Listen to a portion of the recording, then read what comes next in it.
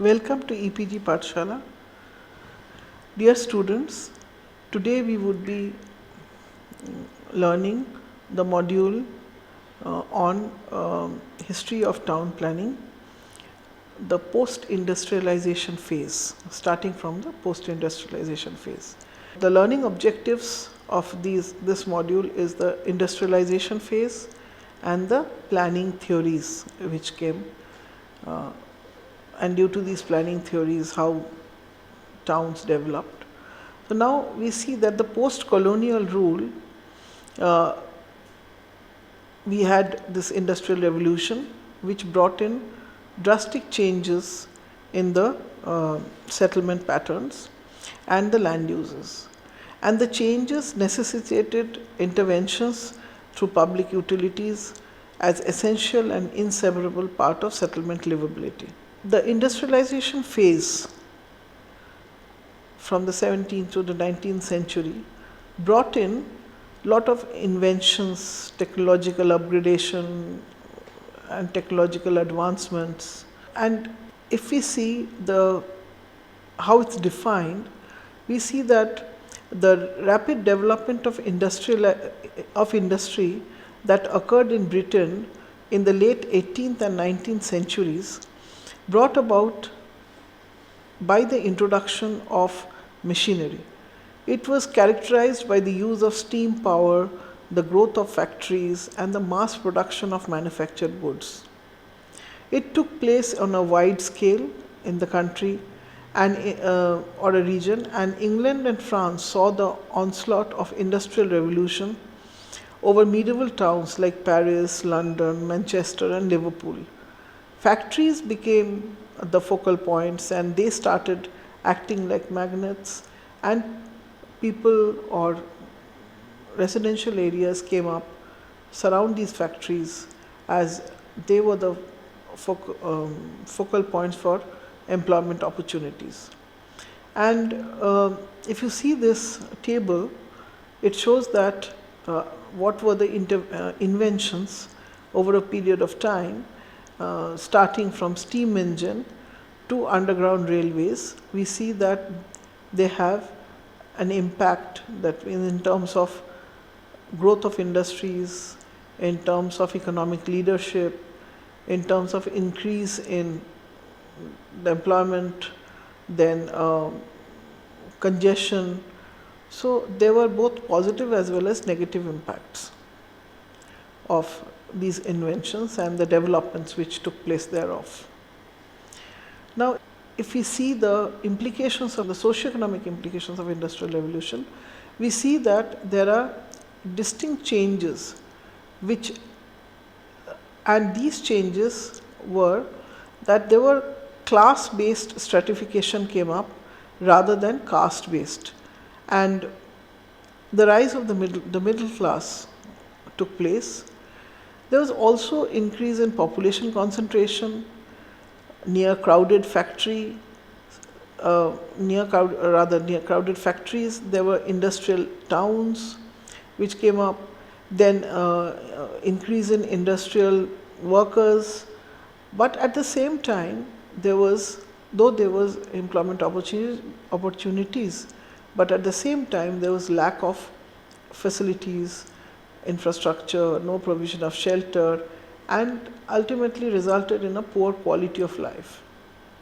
So with the pros and cons of industrialization, over a period of time, with the objective of providing better quality of life to people because of diseases, in fact rather because of this situation, diseases or the health was getting affected of people, and therefore with the purpose of providing people with improved quality of life, Robert Owen, who was an industrialist in England, he in 1816 proposed a plan for a community with the purpose of making healthy living. For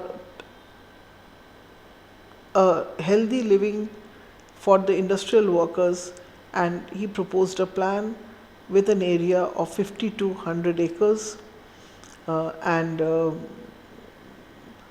then with a population of 1200, and it was self-sustaining with open spaces around the community. And he put forth the idea of a cooperative community combining industry and agriculture. Then, with this as the beginning, post-industrial phase, theories came up, various planning theories came up.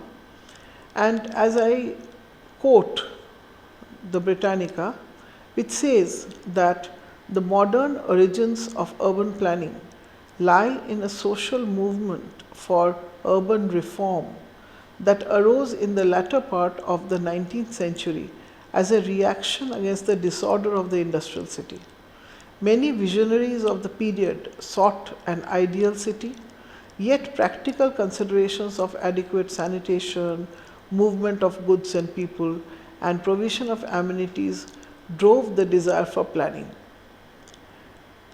Contemporary planners seek to balance the conflicting demands of social equity, economic growth, environmental sensitivity, and aesthetic appeal.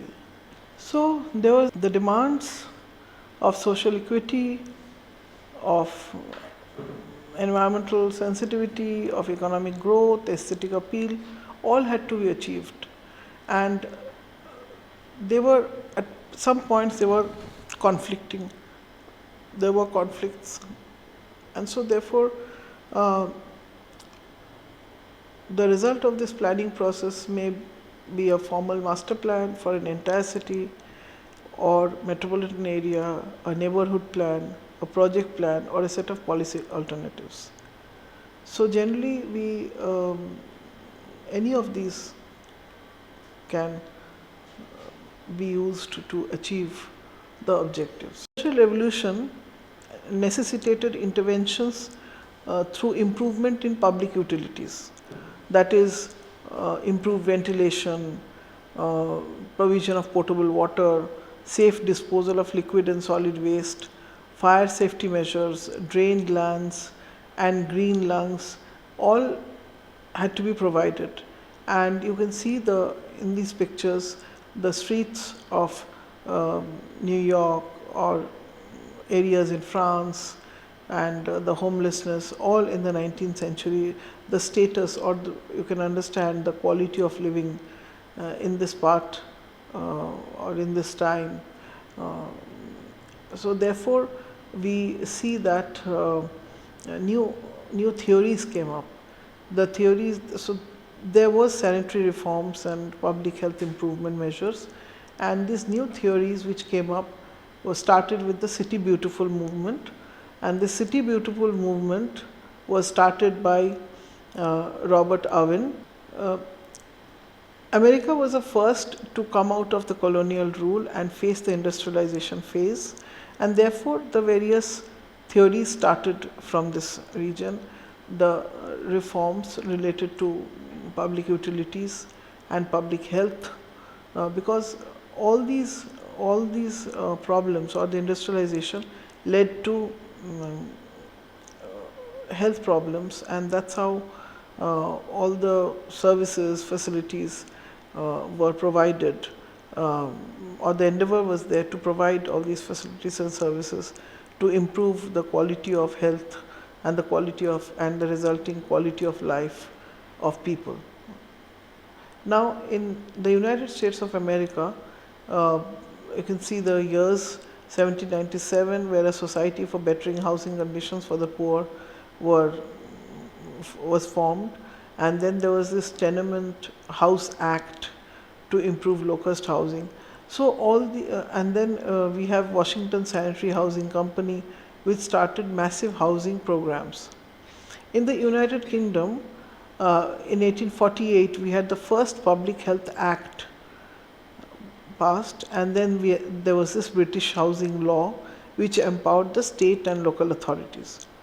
So what we can see is that these reforms or these changes were backed by legislations, and these legislations helped to overcome, or when it became mandatory to overcome, then uh, people started, the changes started to come, and either through policies or through plans, the changes started to come. So now, with these post-industrialization, the need which it triggered off for better living started with the City Beautiful movement. And this City Beautiful movement was initiated by Daniel Hudson Burnham. Now, there was a World Fair in Chicago in 1893 with the purpose to make people aware of the effects that the industries or the factories were having on urban life, and with the theme of make no little plans. And therefore, the City Beautiful movement was advocated by, as we said, Daniel Hudson Burnham, who was an American architect and urban designer, who made the initial layout plan of Chicago.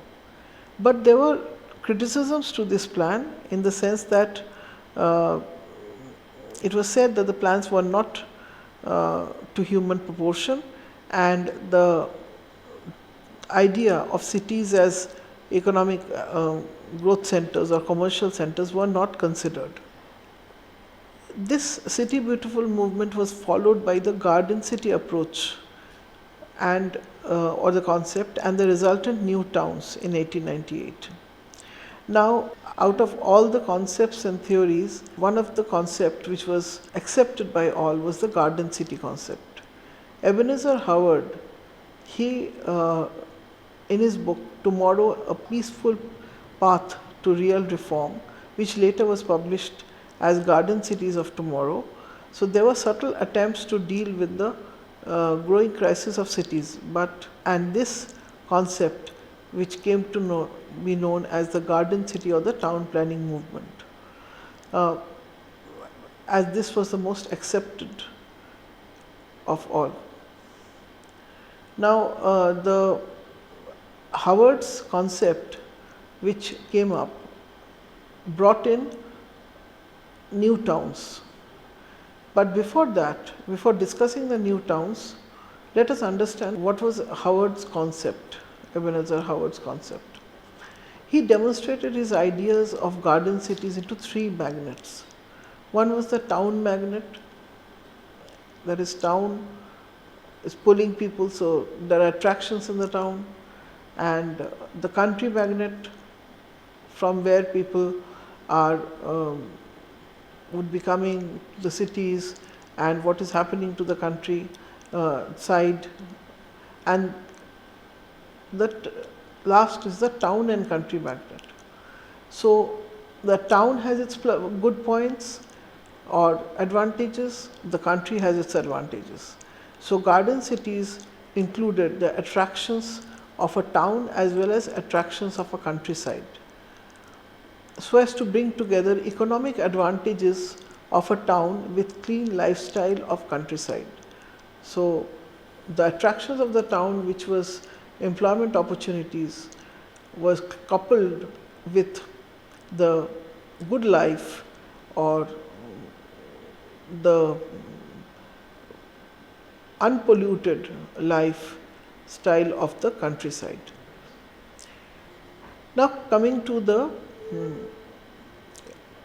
concept, if you see this drawing, it was planned on a concentric pattern, that is, broad rings of vegetation, open spaces, public parks, broken by 6 radial boulevards and canals, extending from the center, connecting the city to its nearby towns. And the garden city was also conceived as a clustered city with multiple town centers, each with population under 5,000 people. And as economically interreliant centers where individuals would eat food produced in the agricultural land within the city and work in their own center. Now, what was the information or the assumption while making this garden city, making this concept or theory? The area was about 6,000 acres site. Out of that, 1,000 acres were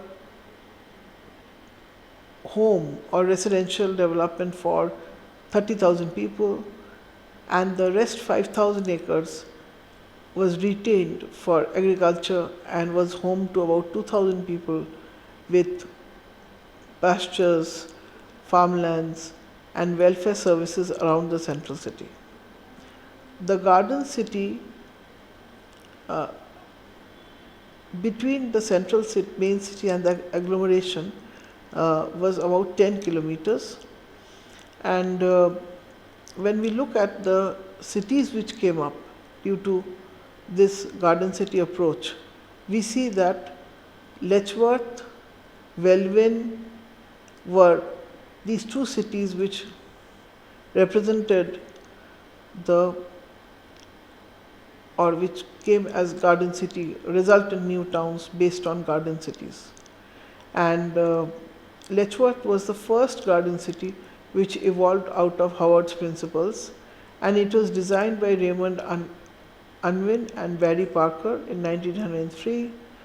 And the second one was Welwyn Garden City, designed by Louis de Soissons and Frederick Osborne in 1920s. Letchworth is a town in Hertfordshire, England, 35 miles from London. You see on the map it is shown, and it was designed by Raymond Unwin and Barry Parker for a population of 35,000 and area of about nearly 1550 hectares approximately, with a reserved green belt of 526 hectares. Now, Letchworth came in 1907. Now in 30 years' time, Letchworth grew and an additional 15,000 population and 150 shops and industries came in and led to varied problems. You can see from the pictures the plan of Letchworth and the location of Letchworth. Now coming down to Welwyn Garden City in 1920, which is a town within the borough of Welwyn in Hertfordshire, England, 19 miles from King's Cross and 24 miles from London, and built by Welwyn Garden City Limited, a company formed to plan and build the garden city.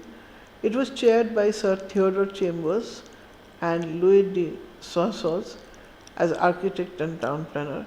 So Welwyn was designed for a maximum of 40,000 people and with a land area of about 1,000 hectares, and it was designed in 1920, and in 15 years, that is after the Second World War, about 10,000 people and nearly 50 shops and industries got added to this city, which brought in the problems of, or created varied problems. Now, what were the components of this new town? What did it include? The town included residential areas, that is places of stay, schools for education, open spaces, large scale open and green spaces, which had both passive part, that is the interior parks, and it had also the active parts, which were swimming pools, tennis courts, plazas, outdoor basketball courts, and it had also community centers which housed administrative offices, library, gymnasium, club room, and service and maintenance areas. The streets were designed so as to give the concept of a neighborhood unit, and the pedestrian walkways were separated from the main roads. As you can see in this figure or in this image, the layout of Welwyn city and the greenery of Welwyn city. Uh, at the same time, the, the buildings which houses um, various facilities, and so therefore uh, Welwyn uh, was a case or was a resultant new town. Dear students, today we have learnt the negative implications of industrialization and how it triggered off the need for planning on new approaches or new theories of planning, and which resulted in new towns, and in order to overcome the conflicting demands of social equity, environmental sensitivity, economic growth, and aesthetic sense for cities. Thank you.